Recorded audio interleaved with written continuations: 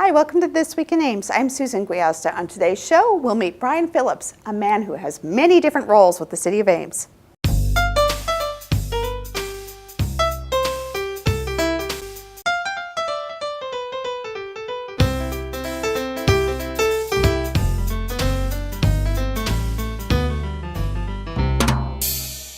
Well, my guest today is management analyst Brian Phillips. Brian, welcome to the show. Thanks for having me. Well, I'm sure a lot of our viewers will recognize you as the host of your own show. Yeah, Where's Brian? We go around to different city departments and I get to experience what the staff in those departments do and learn a little bit about city operations and share that with the community. So it's quite a treat that you stopped by our studios just to spend a few minutes talking about sort of your other role at the City of Ames, management analyst. Mm-hmm. Yeah, that's the job, my real job. The TV show is something on the side. It's fun to do and educational, but on a regular work day, I do a lot of work with city council referrals, researching projects, gathering information about what other cities do for certain components of their operations. I manage grants, particularly for things like energy efficiency projects. I also track the city's carbon footprint to see how much we've used energy and how efficiently we're using energy across city operations. I work with special events to help facilitate those and make sure they go off successfully, and a number of other things. Well, obviously you've got a lot of different areas that you are involved in. The position itself is relatively new. A management analyst wasn't a position we had 5 years ago. No, it was a position that was created about 6 or 7 months ago, and I had been working for a while as an intern in the city manager's office, and I applied for the permanent position. So tell me a little bit about your background and how that helps you do what it is you do now. Sure. I came to Ames about 8 years ago, and I studied at Iowa State for my undergraduate degree, and then went to graduate school at Iowa State for public administration. And when I was an undergraduate, I was student body president of Iowa State for a year. And that exposed me to the city and working with the city council and the mayor and city staff. And that's where I really got interested in working in city government. So I went to grad school for that, and I've been working in city government for about 3 years now. So you mentioned that the Where's Brian is sort of the thing that you do for fun, but it's interesting about how many of the Where's Brian episodes that I can watch and think, well, you had a role in a project with that department or division. That's probably good background. Yeah, you know, during the shows, I'm asking a lot of questions about things, some of which I already know and I know the answer to, but I want to share that with the viewers and make sure that a certain point gets across. But it's helpful to know what those departments do and the divisions do, and how they go about providing service to the customers. So what was your favorite Where's Brian?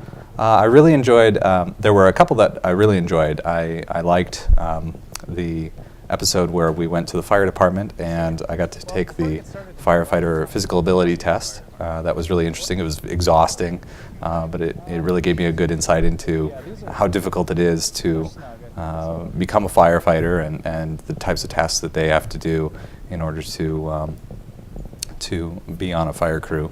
And then I also enjoyed working for a little while at the resource recovery plant, learning about how the city's refuse gets processed and getting to drive around the front end loader, and that was a really neat experience. So how do you get the ideas? Do people suggest that you go discover different parts of the city, or do you get them on your own? A little bit of both. We have a list, kind of a running list of areas that we wanted to explore, and we've been going through that a little bit. And then also I do run into people on the street who have seen the show and they suggest things.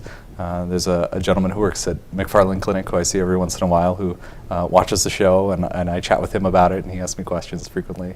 So you really have a large fan base. Apparently, I don't know. We'll have to see what the ratings come in at, you know. So your management analyst job, you mentioned it's a lot of data, looking at data, doing research and analysis, a lot of report writing. Do you really enjoy that? Yeah, I think it's interesting. Sometimes it gets it's easy to get bogged down in the data and not figure out how that applies to what we're trying to accomplish. But for example, we recently looked at our fire response time and how we set that policy, and we use some data gathering techniques to map out how long it takes to get in to certain areas of town and what effect that might have. And so you're looking at where the fire stations are located and how quickly they can respond to a distress call. Right, and then how that relates to where we should be developing in the community and what might happen if we develop in certain areas or develop certain types of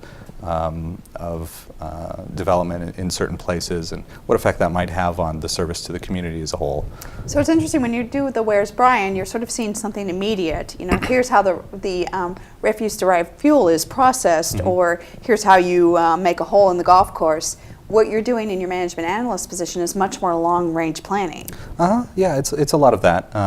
Some of the things that I do in day-to-day is facilitate teams that are interdepartmental, trying to figure out some of the long-range solutions. Like, for example, we're trying to figure out what the next generation of our water meters is going to look like, because the existing water meter supplier that we have no longer makes those types of meters. So we have a group of different city departments who might be affected by this change out, and we're trying to figure out where do we want to go, what type of features do we want, what information do we need to gather from the customers as far as how that might affect them, and then develop a plan to implement a new strategy for water meters. So how did all this get done before you were here? I think it still got done. It got done by lots of different people. I get to kind of consolidate all of those projects in and try to sort them out and work with the council goals and as far as what they're trying to accomplish and prioritize those things. Well, it seems like it makes sense to have all that information centralized in one person who can then be the bridge to take that back to the administration and make recommendations.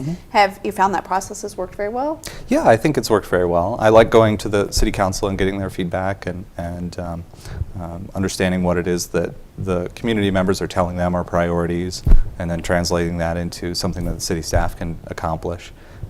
So I do that frequently. I look at what the city council's goals are and use that as a context for the individual projects that we might be working on to figure out, okay, these ones need to happen now, you know, we should look at these a little bit later, or things like that.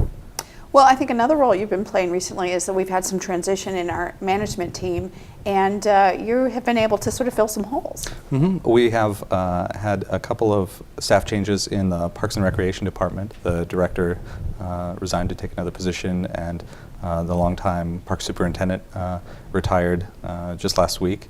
And so I volunteered to help out a little bit in Parks Administration as best I can. It's an experience that is new for me. But I'm working on projects like, you know, getting scoreboards installed, or new equipment, or planning an event or an activity, or things like that. And that's been really helpful so that I can understand better how the departments do their day-to-day jobs. And it's been a really interesting experience. So I'll be doing that for a couple more months. Well, and you've also stepped in and been that staff liaison with some of our outside groups as we transitioned with the new assistant city manager. So you've had really a variety of experiences since you came on full time. Yeah, when the longtime assistant city manager announced that she was planning to retire, I started working particularly with the asset group of human services funders, and trying to fill that role in the transition. So it took a while to learn the ropes of how that process works, and as we hired a new assistant city manager, I was able to help bridge the gap for a couple of months while she learned the process as well. So it seems like that curiosity, that constant sense you have of wanting to learn more has really helped you in both your roles as a TV host and as a management analyst. Yeah, I'm a big believer in learning as much as you can about different things. I really enjoy finding out how things work and understanding new topics. I'm the kind of person who likes to do different things constantly. I get bored easily if I'm working on the same thing, so I like to try different experiences and understand how things work for the people on the ground who are doing these things on a day-to-day basis, because that helps make better long-term choices. Well, for your fan base at home, what's the next Where's Brian on the horizon? Do we have one in the works? I think we're working to potentially do another one at the Ice Arena, and we've been planning to do an episode involving the power plant for some time. We'll see if we can get that done before spring comes around. And in your management analyst position, what are your biggest projects right now? Right now, I'm working on some research on historic building codes, looking at unique ways that we might be able to get new development in some of the older parts of the community. I'm also working, like I said, on the water meters. Mm-hmm. One of the things that might be coming up is that we're still kind of in a drought condition from this last summer, and we're reviewing the city's water rationing ordinance to make sure we understand if we did have to implement some of those measures, how would we do it, who would be responsible for those components, just so we're prepared in the event that that might have to happen this summer. I'm working on some funding for community activities that is going on through the City Council budget process, finishing those up and getting contracts out and things like that.